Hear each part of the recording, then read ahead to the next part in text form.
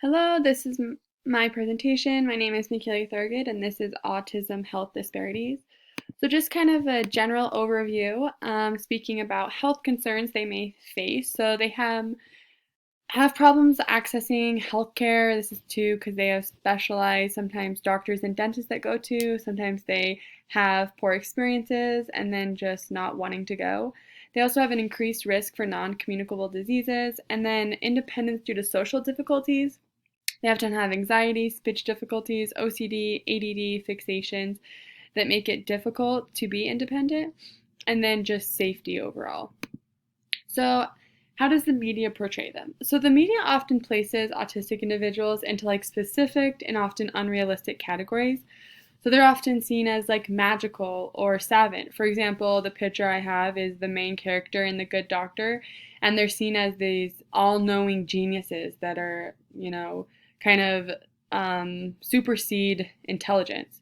They're often seen as very different or very quirky in the way that they interact with others, their social interactions. And then sometimes they're just undiagnosed and unlabeled. So, really, what the media lacks is a holistic view of those with autism, and it really specifies them into these categories. So, family support. So family support is super important with those who have autism. A lack of support can have a huge impact on their mental health. People with autism actually have very high rates of depression and suicide, which can make it very difficult. It also serves as a large social circle due to poor social skills. They often don't have the friends and the social support they need at school by peers their own age. So the family really serves as a opportunity for them to learn these social skills and to interact with individuals. Um, Also, the family's support is really awesome. As they get older, they may need help with just certain logistics of daily life.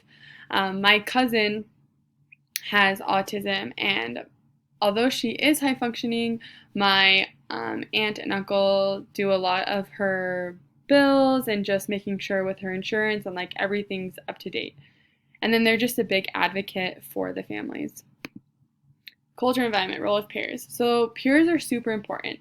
This is a large role on their social acceptance and the communication. So peer inclusion is, just like I said, so important. It helps reduce the stigma that they feel different.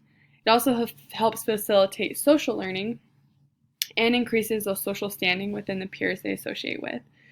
And then if they have poor peer experiences, this can cause exclusion, bullying, and depression. So peer is really important. So it's just kind of a hard picture to see, but I know it's kind of blurry, but on the picture on the left and the picture on the right are both pictures that my aunt took of my cousin. And my cousin suffers with high functioning autism, but he still definitely has his like fixations. So the picture on the left was taken 2 or 3 years before the picture on the right, and he was sitting at the very top of the stadium because he said it was too loud and he was overwhelmed and he didn't have any friends. And the picture on the right is he's right here, sitting in the very front row.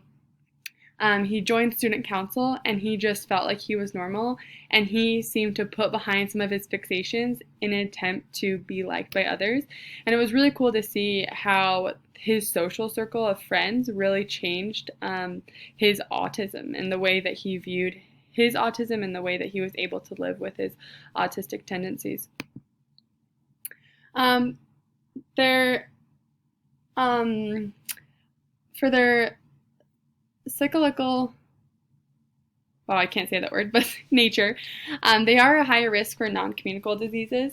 Also, obesity is a reoccurring problem for these individuals, and that's often due to the fact that they are very specific and very picky eaters. I know my cousin growing up, he would only eat orange food, so he would eat mac and cheese, Cheetos, and he liked bacon. That's not really a really great diet, and as a result, he was obese and suffered a lot of other issues with obesity. They also have a lack of resources to serve their specific needs. Just depending on where they live, they can just be put kind of on a bad foot starting off, causing them to have issues getting everything they need. And also just like they need lifelong therapies. My uncle works as a speech pathologist for individuals with autism, and he was telling me that therapy needs to be a lifelong thing, and access and people staying with the therapy isn't always seen, and it can cause negative effects on these people that suffer with autism. So for legal and political system of those with autism, so due to the fact if an autistic individual is involved in a crime, I was reading that it's really important that you get experts to help guide the process. Sometimes people with autism, depending on the severity, don't understand the repercussions of what has happened. And so it's important that you get an expert to guide, and that really they make sure that the autism diagnosis must be clearly defined. They do have, the legal on them in regards to that. They might be able to function adequately, and so they might not know directly the crime they've committed.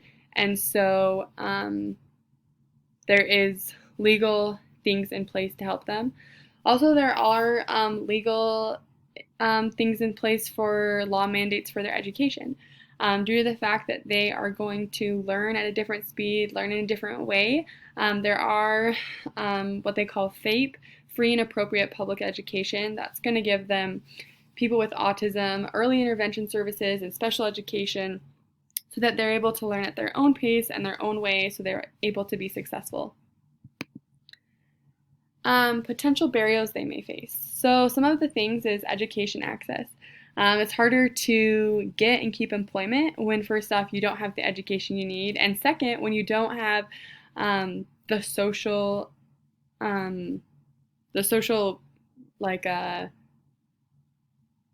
communication skills that many people with autism lack. I know for my cousin, when he was a senior, he was trying to get a job and no one would hire him. He was incapable for daily interactions, and some of his awkward things he does were just a turnoff to a lot of potential employers. And so their stigmas of being different and awkward can place them in positions where, employers are like, oh, I want to help you out, but I don't know if I want it to be with my business. And that's, I remember my cousin on the phone talking to him that he felt frustrated because really he became his own barrier in this fixation and the tics that he does that are just part of his autism diagnosis. International scope. So there is a decrease in education seen throughout. This is just due to the fact, depending where they are in the spectrum, their ability to learn, depending on what they struggle with, also just their ability to have those social skills necessary to continue through education. They also have a decrease in employment opportunities, kind of right off the bat with the similar things we just talked about. Education plays a role in why they have a decrease in employment opportunities. I was reading some articles about specific places that if you are autistic, you might not want to find yourself in. And two of those places are first South Africa. I was reading that South Africa actually has insufficient funds and also insufficient amounts of specialized schools to help these children. So a lot of people that have autism don't get the help and support they need, that early intervention. And then also South Korea will go through great lengths to avoid an autistic diagnosis. In their culture, it's seen as a genetic mark of shame. And so families will do whatever they can to not have their child be labeled as autistic. And as a result, they lack a lot, again, of the therapies and resources needed because their family just refuses to accept that they may have autism and they may need additional help. Their socioeconomic status. So with that, a lack of education and jobs creates low income. They may not, depending on how much they make, be able to afford these therapies. And with autism, there's a lot of different therapies they need. Like I was saying earlier, my uncle, who is a speech pathologist, he says that you should have therapy lifelong. And so that can be very expensive. Also, individuals in low-income households are also less likely to receive autism diagnosis, and as a result, it kind of delays the early intervention they could get as in school and then in high school as well. Race and ethnicity.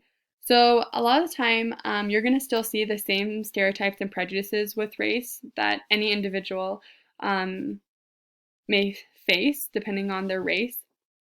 But it's kind of like double the issues, because they have their race and their diagnosis causing additional issues for accessing healthcare and in accessing the support they need. It's interesting because the highest rates of autism are actually seen in those that are non-Hispanic white children. And as a result, non-white ethnicities are less likely to have an official autism spectrum diagnosis. So again, they don't get the support they need and they aren't able to get that early intervention. Religion. Religion can be important because it can serve as an additional social outlet. It can serve as a community support financially, also a network of community. I know that when my aunt lived in Colorado, her church was actually what helped her get in to parent autistic support group, which then allowed my cousin to be able to access some additional therapy groups that came to their home. So religion really played a huge role in helping him get the interventions he needed. And it also can serve as a coping outlet. Gender. So the main thing with gender is that males and females autism diagnosis criteria is different. So females don't often get diagnosed until they're around 15 years old. And so that is a long time for them to receive the interventions that they may need to be able to be successful. You can see there that boys are 5 times more likely to be identified as autistic than girls. So 1 in 34 boys and 1 in 135 girls. Their geographical location. So telehealth options would be a great option for individuals who, sorry about that. So telehealth options would be a great option for those who struggle with accessing the public transportation. They often struggle with large groups of people and loud noises. So having a telehealth option would allow them to stay in their house and get the support they need. The same idea, rural versus urban access to healthcare professionals, because they sometimes have specific people that will take them, such as doctors and dentists, sometimes won't take autistic children unless they have certain requirements or certain trainings that they've done. And so a lot of times it's hard to find a dentist or doctor that will really work well with the children. Health disparities, so the biases. So implicit, a lot of times people think that they're awkward. Study found that a lot of people view them as lower ratings of attractiveness. They have negative implicit attitudes towards autistic adults, and because of this, they face social exclusion, humiliation, and neglect. And explicitly, I know that we all want to be kind to others and see everyone with the ability to be successful, but internally, I think we still have these implicit biases to their abilities due to their diagnosis and the way they communicate and act with us and with one another. And then international scope. So funds are not equally spent towards autism awareness across the globe. Depending on where you live, there are specific countries and specific states that are going to be able to offer better services. For example, Texas, Virginia, Tennessee, Ohio, and Florida are one of the top states to live in for adults that suffer with autism because they have really good services and therapies that tailor to their needs. And then just the amount of access to resources and support in school and community systems comes down to how much funds or access you have. Like I said, living in South Africa or South Korea, you aren't going to be as successful with your autistic diagnosis versus someone like my cousin who grew up in Colorado and was blessed to have all of these therapies right off the get-go. So that's just my presentation on autism and their health disparities. And then these are my references.